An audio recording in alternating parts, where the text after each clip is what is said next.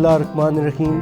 अज़ीज़ तलबा, मैं doctor Mohammad Tanveer Afzal from department of science education आपकी खिदमत में 7वें यूनिट मेंसुरेशन के साथ हाज़िर हूँ। आज हम 7वें यूनिट का पहला प्रोग्राम करेंगे जिसमें हम मेंसुरेशन, उसके बाद मुख्तलिफ़ ज्योमेट्री की शेप्स 2D और 3D, और फिर उन 2D शेप्स का अहाता यानी पैरामीटर मालूम करने का तरीका सीखेंगे। तो इसमें हम मुरब्बा शक्ल यानी स्क्वायर, मुस्ततील, रेक्टेंगल, मुसल्लस, ट्रायंगल और ट्रापीजियम और रेम्बस और पैरेललोग्राम, इसका अहाता मालूम करने के तरीके सीखेंगे। तो आइए चलते हैं मेंसुरेशन की तरफ।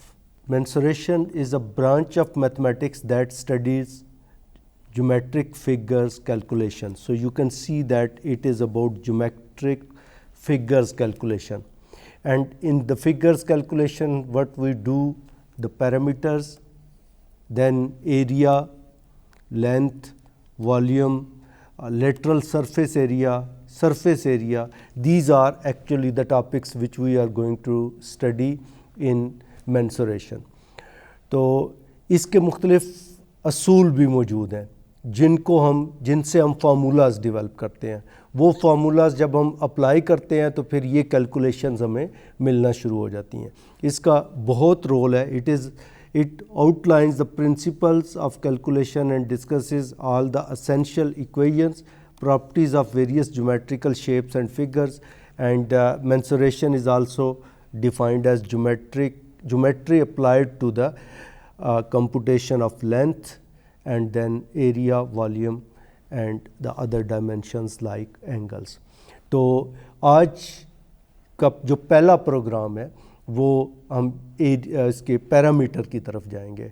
तो मेंसुरेशन का आपको कंसेप्ट हो गया। Mensuration calculation of geometric figure है, इसको हम कैसे अप्लाई करते हैं। सबसे पहले हम ये देखते हैं कि शेप्स हमारे पास किस टाइप्स की होती हैं। Types of geometrical figures, there are two types of geometrical figures, namely 2D means two-dimensional and three-dimensional figures. When we say two-dimensional, I am going to differentiate between these two. Two-dimensional figure की definition है कि यानी इसकी दो dimensions होती हैं, जैसे ये है, एक है length और एक है width. Sometimes हम length और height कह देते हैं, ये length है और ये विड्थ है, समटाइम ब्रेथ भी कहते हैं। जब आप 3 डायमेंशनल फिगर की बात करते हैं, मैं यहाँ पे एक बनाने की कोशिश करता हूँ 3 डायमेंशनल फिगर। अब इसमें आपको 3 डायमेंशंस नज़र आ जाएंगी। ये देखिए एक क्यूब बन गया जिसमें एक डायमेंशन ये है, एक डायमेंशन ये है और एक डायमेंशन ये है, यानी लेंथ, विड्थ और हाइट। जब 3 डायमेंशंस हमारे पास हो जाएंगी तो फिर 3 डायमेंशनल फिगर बन जाती है। डायमेंशंस में लेंथ और हाइट है 2 डायमेंशन में, इसमें लेंथ, हाइट और विड्थ है। मैं ये भी कह सकता हूँ लेंथ और विड्थ है, और इसमें लेंथ, हाइट और विड्थ तीनों होती हैं। ये 2 एक्सिस में होती है, एक्स एंड वाई एक्सिस। इसके 3 एक्सिस होते हैं, जैसे मैंने कहा ये एक्स एक्सिस है, ये वाई एक्सिस है और ये जी एक्सिस है। इसमें सिर्फ एक्स और वाई एक्सिस होते हैं, ये एक्स एक्सिस होता है और ये वाई एक्सिस होते हैं। इसकी एग्जांपल्स 2 डायमेंशंस में सर्कल आ गया, triangle, square, rectangle and pentagon. Pentagon mean there are other figures like having more sides, but pentagon we have considered as an example. एक एग्जाम्पल आपको ये बता दिए। 3 डायमेंशनल फिगर में सिलेंडर आ जाता है, फिर पिरामिड आ जाती है, क्यूब आ जाता है, प्रिज्म आ जाता है, जिसमें हमारे पास हाइट भी होती है, विड्थ भी होती है और लेंथ भी होती है। ये शेप्स हैं जो कि आपको एग्जांपल्स में बताई गई हैं। ट्रायंगल जिसकी 3 साइडें हैं, ये प्लेन ऑफ पेपर पे बन जाती है जब हम 2 डायमेंशनल की बात करते हैं। फिर रेक्टेंगल है, सर्कल है, ऑक्टेगन है, ऑक्टेगन जिसकी 8 साइड्स होती हैं, स्क्वायर है, पेंटागन जिसकी 5 साइडें होती हैं, हेक्सागन जिसकी 6 साइडें होती हैं, और फिर सेमी सर्कल है, सर्कल का आधा, यानी ये सारी 2 डायमेंशनल फिगर्स हैं। इसके नीचे जब आप क्यूब की बात करते हैं तो आप देखें एक कमरे में आप बैठे हुए हैं तो इसकी एक लेंथ भी होती है, विड्थ भी होती है, हाइट भी होती है, तो वो एक जो है 3 डायमेंशनल फिगर बन जाती है, जैसे कि क्यूब है। फिर क्यूबाइड है, क्यूब होता है जिसकी तीनों यानी लेंथ, विड्थ और हाइट बराबर हों, लेकिन अगर ये बराबर ना हो तो वो एक शेप बनती है जिसको हम क्यूबाइड कह देते हैं। फिर इसी तरह कोन है, आपने मुख्तलिफ कोनिकल शेप की फिगर्स देखी होंगी, इसमें भी नीचे एक सर्कल होता है और फिर ऊपर से उसके लेटरल साइड्स मिल के तो एक कोन बना देती हैं। फिर सिलेंडर है जिसके 2 सर्कल्स होते हैं, एक ऊपर सर्कल होता है टॉप पे, एक बॉटम पे, दोनों को जब आप मिलाते हैं तो ये आपके पास सिलेंडर बन जाता है। स्फीयर है जो 3 डायमेंशनल होता है, यानी सर्कल्स मुख्तलिफ काट के एक दूसरे के ऊपर रखते जाएं तो आपके पास स्फीयर बन जाता है। फिर इसी तरह प्रिज्म है, प्रिज्म ट्राइंगल से बनता है जो ये वाले शेप में दिया हुआ है। एक ट्राइंगल्स को आप ये ट्राइंगल है आपके पास, इसको ऊपर रखते जाएं, यानी एक पेज है, फिर दूसरा, तीसरा, चौथा, तो जूँ जूँ उसकी हाइट बनती जाती है तो वो प्रिज्म बना देता है। तो ये है डिफरेंस 2D और 3D फिगर्स में, ज्योमेट्रिकल शेप में, यानी ज्योमेट्री में 2D और 3D फिगर्स जो है हमारे पास मौजूद हैं। अब इनकी प्रॉपर्टीज़ देखते हैं। सर्कल जो है 1 कर्व्ड साइड है इसकी और 0 जो है वर्टेक्स है इसका। जब आप ट्राइंगल की बात करते हैं तो 3 साइड्स हैं, ये एक साइड है, ये दूसरी साइड है, ये इसकी तीसरी साइड है, और इसके 3 ही वर्टेक्स हैं, ये वर्टेक्स हैं। इसके बाद आगे आपके पास हेक्सागोन, 6 साइडों वाली फिगर, यानी 6 साइडें इसकी और 6 वर्टेक्स हैं, ये इसके वर्टेक्स हैं। फिर उसके बाद ऑक्टागोन, ऑक्टा 8 से और इसके 8 वर्टेक्स हैं। फिर ओवल है, ये भी कर्व्ड शेप है, यानी ये सर्कल था और ये ओवल है, दोनों में यानी एक अंडे की शेप है, ये दोनों में फ़र्क आता है, इसके 0 वर्टेक्स हैं। फिर पैरेललोग्राम है, पैरेललोग्राम में 4 स्ट्रेट साइड्स होती हैं और 4 वर्टेक्स होते हैं, लेकिन इसके एंगल 90 के नहीं होते। फिर आपके पास पेंटागोन है, जैसे हमने हेक्सागोन, ऑक्टागोन देखा था, हेक्सागोन में 6 साइडें हैं, ऑक्टागोन में 8 साइडें हैं, पेंटागोन में 5 साइडें हैं और 5 ही वर्टेक्स हैं। रेक्टेंगल में अब साइड्स जो है वो अपोजिट साइड्स बराबर होती हैं, 4 साइड्स स्ट्रेट साइड्स हैं और 4 ही वर्टेक्स हैं, लेकिन उसके एंगल जो है वो 90 के होते हैं। लेकिन अगर चारों साइड्स बराबर हो जाएं, इसमें मैंने कहा था अपोजिट साइड्स बराबर हो, लेकिन अगर चारों साइड्स बराबर हो जाएं तो वो स्क्वायर बन जाता है। इसमें भी 4 वर्टेक्स और 4 स्ट्रेट साइड्स हैं। और ट्रापीजियम एक ऐसी ज्योमेट्रिकल फिगर है जिसमें 4 स्ट्रेट साइड्स हैं, 4 ही वर्टेक्स हैं, लेकिन 2 साइड्स पैरेलल हैं, 2 साइड्स जो है वो नॉन पैरेलल हैं। ये नॉन पैरेलल साइड्स हैं और ये दोनों आपस में पैरेलल साइड्स हैं। तो ये बेसिक कंसेप्ट था आपका कि हमारे पास ज्योमेट्रिकल 2D शेप्स होती कैसी हैं। आइए हम चलते हैं पैरामीटर की तरफ। जब भी किसी ज्योमेट्रिकल शेप का पैरामीटर फाइंड करना हो तो ये होता है distance all around the side. मसलन मैं कहता हूँ कि मेरे पास ये एक प्लॉट है और इसके पैरामीटर मैंने फाइंड करनी है, तो मैं क्या करूँगा, मैंने यहाँ से चलना शुरू करना है, ये वाला फासला, उसके अंदर मैंने ऐड कर लिया ये वाला, उसके अंदर फिर मैंने ये कर लिया, उसके अंदर फिर मैंने ये कर लिया, चारों साइड्स को जब मैंने जमा कर लिया तो वो मेरे पास पैरामीटर आ जाएगा। Parameter is a distance all the way around the outside of the 2D shape. Parameter of a shape is determined by, बताया आपको, adding the length of its sides. To calculate the parameter of a regular shape, regular shapes जो होती हैं ये क्या है, जैसे हमने कहा स्क्वायर है, हमारे पास ट्राइंगल है, हमारे पास रेक्टेंगल है, पैरेललोग्राम है, ये सारी रेगुलर शेप है। It is easier to multiply the number of sides by the length of side. For example हम स्क्वायर की बात करते हैं, ये आपको एग्जांपल दी हुई है, हर साइड इसकी 2 सेंटीमीटर है और कितनी साइड्स हैं, यहाँ पे पैरामीटर फाइंड करने के लिए हमने 2 को 4 दफ़ा जमा किया है, लेकिन यहाँ ये हमें फार्मूला क्या बता रहा है कि 2 को 4 दफ़ा 4 से मल्टीप्लाई कर लें तो ये 8 सेंटीमीटर जो है आपके पास इसका पैरामीटर आ जाएगा। However to calculate parameter of a irregular shape we use general formula, और जर्नल फार्मूला क्या है, सम ऑफ ऑल साइड्स। तो रेगुलर शेप में हम साइड्स को मल्टीप्लाई करेंगे और जो इर्रेगुलर शेप्स हैं उन सारी साइड्स को हम आपस में ऐड कर देंगे। देखते हैं कि एक रेक्टेंगल है हमारे पास। आपको पता है रेक्टेंगल क्या होती है, जिसमें लेंथ और ब्रेथ है, ये 2D शेप है।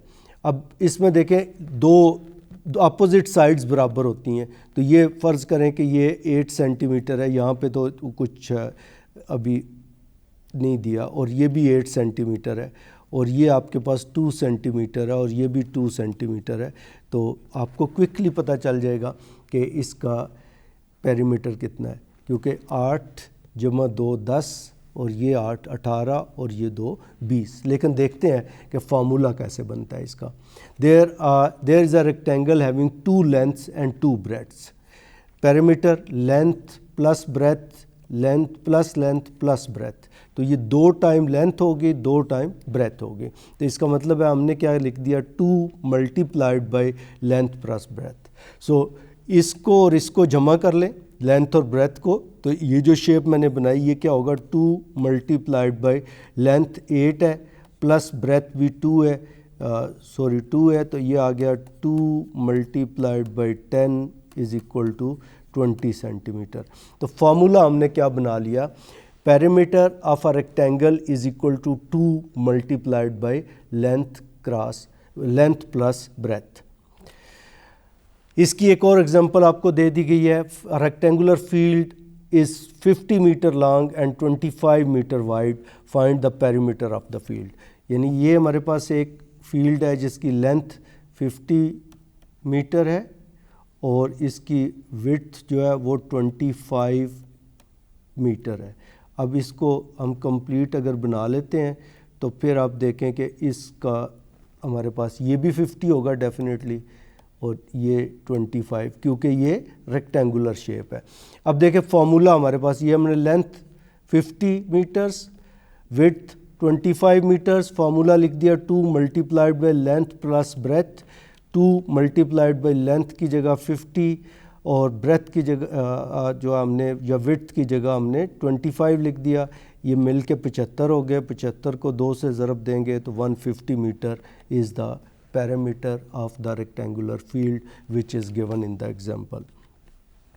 दूसरी एग्जांपल है, किसी चीज़ की कास्ट फाइंड करनी है, तो cost of fencing, find the cost of fencing of a rectangular park at the rate of ₹12 per meter if the length and width of the park of 225 and 175 respectively, then find the cost।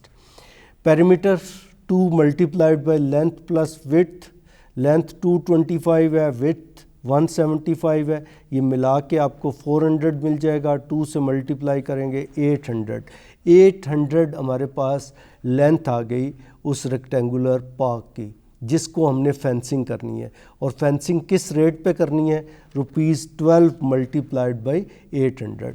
अब 12 को 800 से ज़रब दे देंगे, 9,600 रुपये आपके fencing की cast आ जाएगी। तो आपने अज़ीज़ तलबा देखा कि जब भी ज्योमेट्रिकल फिगर हमारे इर्द गिर्द मौजूद होती है, उसकी पैरामीटर फाइंड करते हैं और उसके साथ रेट को मल्टीप्लाई करते हैं ताकि उसकी कास्ट हमें मिल जाए। रेक्टेंगुलर शेप से अगली जो रेगुलर शेप हमें मिलती है वो है स्क्वायर। अब स्क्वायर एक ऐसी शेप है जिसकी चारों साइड्स आपस में बराबर होती हैं। ये भी इसकी साइड, ये भी साइड है, इधर भी आपकी साइड। अगर ये फ़र्ज़ करें ये 2 सेंटीमीटर है तो ये भी 2 होगी, ये भी 2 होगी और ये भी 2 सेंटीमीटर होगी। और इसकी अगली ख़ासियत क्या है कि इसके सारे एंगल्स जो हैं वो 90 डिग्री के होते हैं। अगर ये 90 के नहीं होंगे तो फिर ये कोई और शेप बन जाएगी। हम आगे चलते हैं तो आपको समझ आएगी कि फिर कौन सी शेप बनती है अगर ये 90 के ना हो। तो अगर ये हमारे पास स्क्वायर है और स्क्वायर का पैरामीटर फाइंड करना है तो चारों साइडों को जमा करें अब क्योंकि चारों साइड्स आपस में बराबर हैं, लिहाजा एक ही साइड को अगर 4 से मल्टीप्लाई कर दें तो हमें आंसर मिल जाएगा। Perimeter of a square is equal to 4 multiplied by side. Perimeter P is equal to 4 multiplied by length of side. अब इसको अप्लाई करेंगे।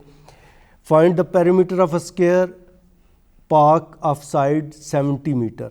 तो क्विकली आपको समझ आ गई कि 70 को हमने 4 से मल्टीप्लाई करना है तो ये आ जाएगा 280 मीटर। रेक्टेंगल एक ऐसी शेप है जिसकी 3 साइड्स हैं।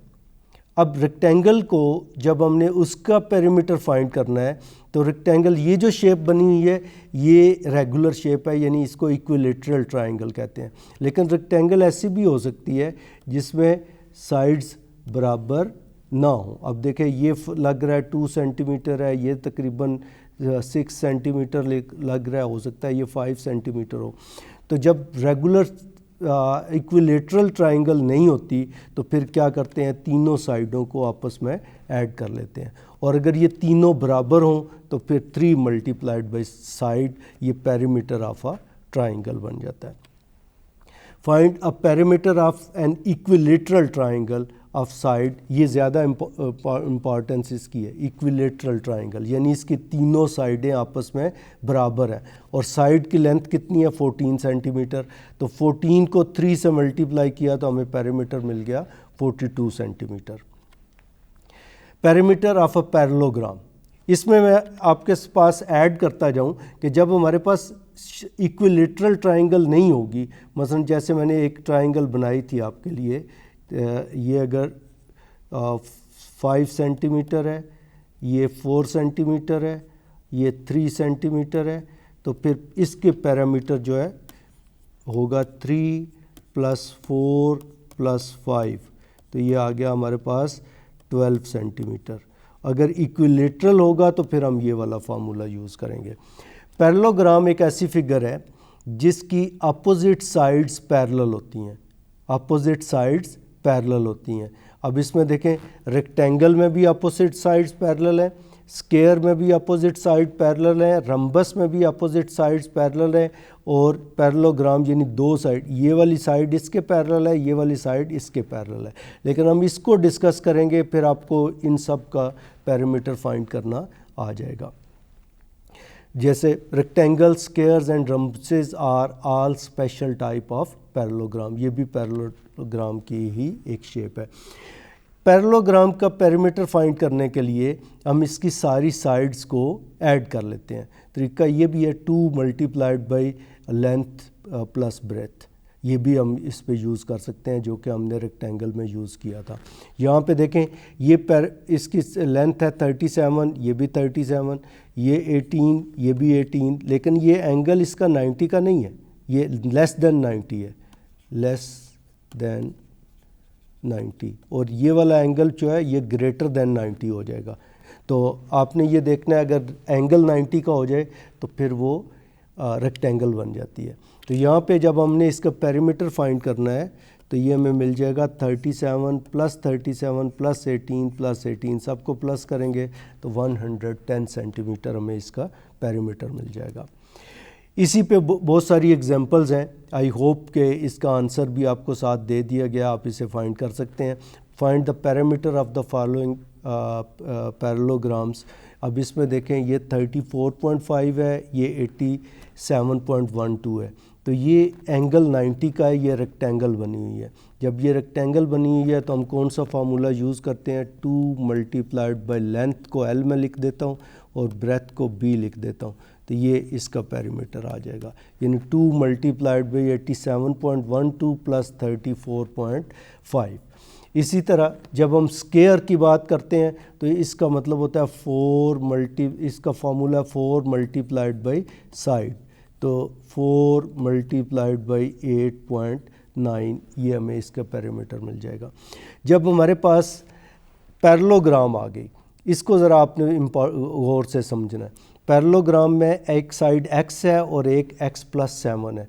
इसके पैरामीटर फाइंड करने के लिए 2 multiplied by x plus x plus 7, ऐसे भी कर सकते हैं। अब ये आप देखें आपके पास आ गया 2x प्लस 7, जब 2 से मल्टीप्लाई करेंगे तो ये आ जाएगा 4x प्लस 14। दूसरा तरीका ये है कि इसका पैरामीटर फाइंड करने के लिए x को 2 दफ़ा लिख लें, x प्लस x और फिर x प्लस 7 और फिर x प्लस 7। तो ये आप देखें 1 2 3 4, ये आ गया 4x और 7 प्लस करेंगे तो 14 आ जाएगा। इसी तरह ये वाला क्वेश्चन फोर्थ जो है ये मैं आप पे छोड़ता हूँ क्योंकि ये रेक्टेंगल है और इसका पैरामीटर आप फाइंड कर सकते हैं और आंसर भी दिया हुआ है 10x प्लस 8 है इसका, तो उम्मीद है आप ये खुद सॉल्व कर लेंगे। पैरामीटर ऑफ अ रम्बस, मैंने आपको कहा था एक ऐसी क्वाड्रिलेटरल मौजूद है जिसकी चारों साइड्स बराबर होती हैं, इक्वल इन लेंथ होती हैं जैसा कि स्क्वायर में, लेकिन उसके एंगल 90 के नहीं होते।